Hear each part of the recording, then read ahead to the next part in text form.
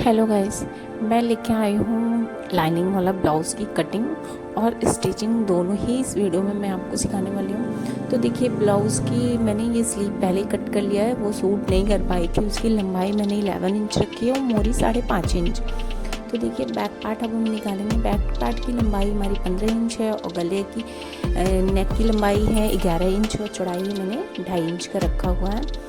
इसको नीचे से थोड़ा सा हम और ज़्यादा चौड़ा रखेंगे, तो नीचे से हमने 3 इंच रखा है और आर्म होल वही नॉर्मल मेरा 5.5 इंच का है और चेस्ट है मेरा 36 इंच का और कमर है मेरा 30 इंच का। तो उसके अकॉर्डिंग मैंने ये माप लेके बैक और फ्रंट पार्ट कटिंग कर रखा है। तो फ्रंट पार्ट में प्रिंसेस कट ड्रॉ किया है, तो उसका भी चेस्ट और कमर मैंने बताया है। जो बैक पार्ट है वो फ्रंट रहेगा, बस बैक पार्ट में डार्ट के लिए 2.5 इंच एक्स्ट्रा लेंगे और चेस्ट सेम रहेगा। तो इसकी गले की लंबाई 6.5 इंच है आगे से, और जो कि हिसाब से आप देखें। उसके बाद से नेक हम और कटिंग कर लेंगे, सेम पार्ट जहाँ जहाँ हमने ड्रॉ किया वो उसको कट कर लेंगे। फिर मेन फैब्रिक को लाइनिंग पे रख के लाइनिंग कटिंग करेंगे। पहले बैक पार्ट रखेंगे, फिर फ्रंट रखेंगे। फ्रंट में हम इक्वली सब रखने के बाद से कटिंग कर लेंगे।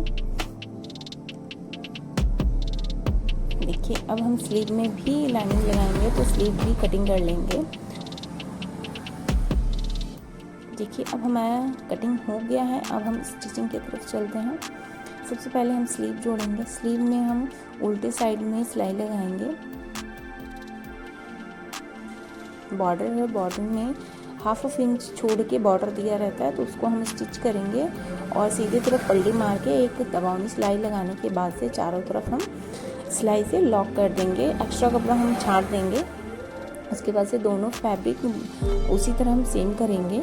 उसके बाद से हम फ्रंट पार्ट में नेक के लिए आते हैं। तो नेक में हम अंडरग्राउंड पाइपिंग लगाएंगे। तो मेन फैब्रिक में सीधे तरफ हम उल्टी पाइपिंग लगाने के बाद से फिर हम लाइनिंग रखेंगे सीधे तरफ, उसको पलटी कर देंगे उल्टे साइड में और फिर उसके बाद से दबावनी सिलाई लगाएंगे। देखिए, इस तरह से, और फिर चारों तरफ हम सिलाई लगा देंगे ताकि हमारा लाइनिंग खसके ना। फिर हम प्रिंसेस कट का दूसरा भाग लेते हैं, जिससे हमारा कटोरी बनता है। उसको भी लाइनिंग के साथ रखने के बाद से चारों तरफ हम सिलाई लगा देंगे। सिलाई लगाने के बाद से अगर एक्स्ट्रा कपड़ा है तो छांटे, वरना बराबर है तो आप डायरेक्टली इसी तरीके से सिलाई लगा दें। सिलाई लगाने के बाद से देखिए, बहुत प्यारा कटोरी हमारा बनके रेडी हो गया है। अब हम बेल्ट की तरफ चलते हैं। बेल्ट को हम लाइनिंग पे रख के मेन फैब्रिक को चारों तरफ से सिलाई लगा देंगे। नीचे की तरफ हमने सिलाई इसलिए नहीं अंदर की तरफ फोल्ड किया क्योंकि हमने अंदर की तरफ उसमें तुरपाई देना है। तो देखिए, मेन फैब्रिक में हमने बेल्ट जोड़ दिया है। ऊपर से एक दबावनी सिलाई लगेगी। फिर उसके बाद से हम बटन पट्टी की तरफ चलते हैं। फिर इसको हमने हुक लगाना है, तो हुक के लिए दाहिने साइड में नीचे वाली पट्टी यूज़ करते हैं, लाइनिंग वाला। तो देखिए, ये तैयार हो गया है फ्रंट और बैक में। अब हम चलते हैं बैक के तरफ। आगे दोनों गले में पाइपिंग लगाने के बाद से अब हम बैक पार्ट पे आ जाते हैं। बैक पार्ट में भी सेम जैसे फ्रंट में लगाया है, सीधे तरफ से उल्टी पाइपिंग हमने लगाना है इस तरीके से। फिर उसके बाद से लाइनिंग रखना है। लाइनिंग रखने के बाद से हम सिलाई लगाएंगे। सिलाई लगा के उसको सीधी उल्टी तरफ हमने सीधी सिलाई लगा देनी है दबाव में। उसको अंदर की तरफ छोटा छोटा कट देना ना भूलें, ऐसे फिनिशिंग आ जाती है। देखिए, इसको हम गला अपना देख लेंगे। फिर नीचे के साइड में जो हमारा बॉर्डर है, बॉर्डर में हम 1/2 इंच की वो दे रखा होता है सिलाई देने के लिए मार्जिन। वो सिलाई देने के बाद से इसको हम पलटी मार लेंगे। पलटी मारने के बाद से गले पे अच्छे से प्रेस लगाने के बाद से उसको सिलाई लगा दें। सिलाई लगाने के बाद से चारों तरफ हम लॉक कर दें। फिर फ्रंट पार्ट में आ जाते हैं।